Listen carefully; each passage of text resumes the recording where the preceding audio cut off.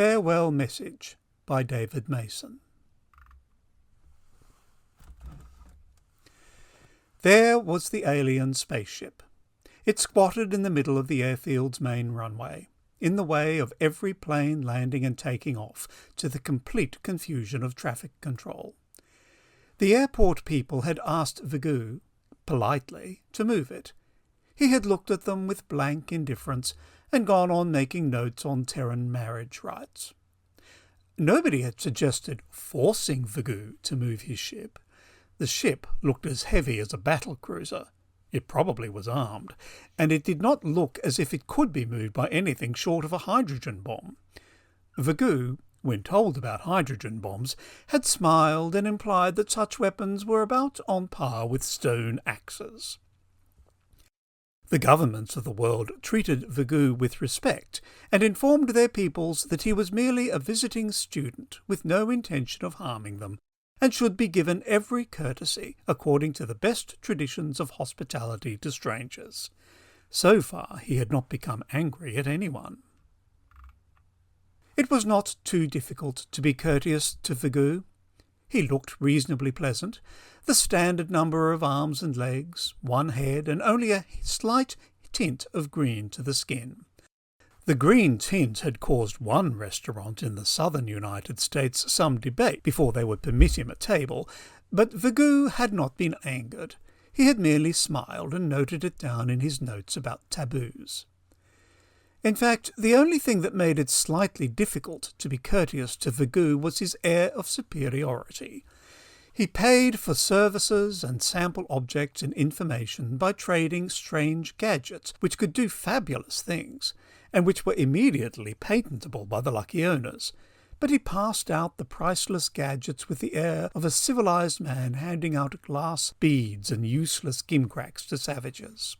It was a question how long before someone felt enough insulted by this air of superiority to lose his temper and kill the alien being. The governments of the world were nervously protective of Vigou, trying to postpone and prevent any such murder.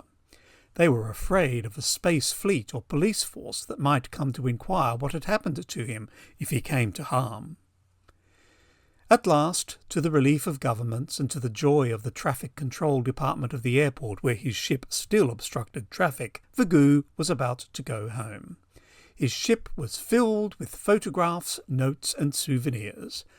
He announced that he had spent enough years in a tour of strange planets to complete his course of study. He announced a farewell speech. Photographers brought cameras to focus on him, standing on the lowered gangplank of his ship, and colour TV projected his image to the screens of the world. A tallish person, only a little strange and ugly, with a smooth greenish tint to his skin. The photographers finished flashing stills, and the TV sound booms moved in to pick up his voice. The oldest reporter there was named McCann, and experience had made him leathery and cynical. He already knew what Vigou would say. The alien's superior attitude had made it only too clear. Someone reminded Vigou respectfully that he had promised a speech. "Yes, indeed," he replied sonorously. His English was perfect. He had spent all of 3 hours in learning to speak it. "You may write in your history books that I think Earth is a pleasant little planet," he went on, "but sadly backward and primitive in many respects.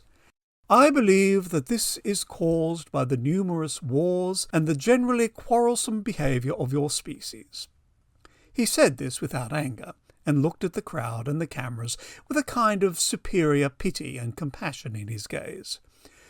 "If you could only stop this bickering among yourselves, with a planet as green and pleasant as this, you could attain a harmony and pleasure of life equal to any of the truly civilized worlds of the galaxy. My home world, for example, abolished wars generations ago. We learned a philosophy of cooperation." He paused and gestured up dramatically at the starry night sky, and again looked at the crowd with contempt. Yes, there are many worlds out there which are peaceful, productive, and cooperative. But there are also worlds which are dead and shrunken cinders, where there had been green planets and thriving races of people who could not give up war. For your sake, I hope that you will be able to change your path. But I think that you do not have the ability, and that at last you will reach the end of the path you are on and destroy each other, and perhaps your world also. Each nova that you see in the sky marks the suicide of a race. Our knowledge of these matters is certain. There is never a nova caused simply by accident. Power sources cannot fail this way. Each nova tells us of a war, of the death of a culture which probably thought itself as civilized and yet could not subdue its innate savagery. The reporters scribbled, and the cameras whirred. McCann closed his notebook, bored, and gazed at the sky, prepared to suffer through the rest of the speech. His paper could get the words of the speech from the TV. McCann had no comment to add. He had heard such ideas before. To the east in the sky was the distant glare of the landing lights of an oncoming aircraft. No, not a plane. A star. A star almost fantastically brilliant, brighter than the others, brighter than Mars. "Mr. Vigou," a young reporter said excitedly, "isn't that a nova there?" He pointed, and everyone looked. Vigou turned, his hand on the gangway rail. They waited and fidgeted as he stood without moving, looking up. After a time long enough for him to have memorized the entire star region, his eyes came down again, and he looked at them blankly, as if he had forgotten why they were there. McCann felt a sudden electric thrill of recognition. He had seen a similar, paralysed look of expression on the faces of men who had just learned that they had made some terrible mistake. He turned abruptly and pushed through the crowd, heading for a phone. The other reporters didn't understand. Not yet. "This nova," one of them said. "What was it from?" Vigou looked up at it. "A sun blew up," he muttered. 5 years ago. The light took 5 years to get here." The microphones barely picked up his voice. "Do you know anything about the people who live there, Mr. Vigou?" Vigou opened his mouth as if to answer. Then he closed it again. He looked over his shoulder into the spaceship's entrance. A reporter asked, "What about the nova, Mr. Vigou?" I was very well acquainted with the people who caused it," Vigou said slowly. "Very well acquainted. I cannot imagine why it happened." "It was a war, wasn't it, Mr. Vigou?" "A war?" Vigou looked up again and hesitated. "Yes, I suppose it was." A moment later he added, apparently without reason, "I've been away from home a long time." "How long will it take you to get back home, Mr. Vigou?" "Get back?" Vigou looked around vaguely. His shoulders slumped.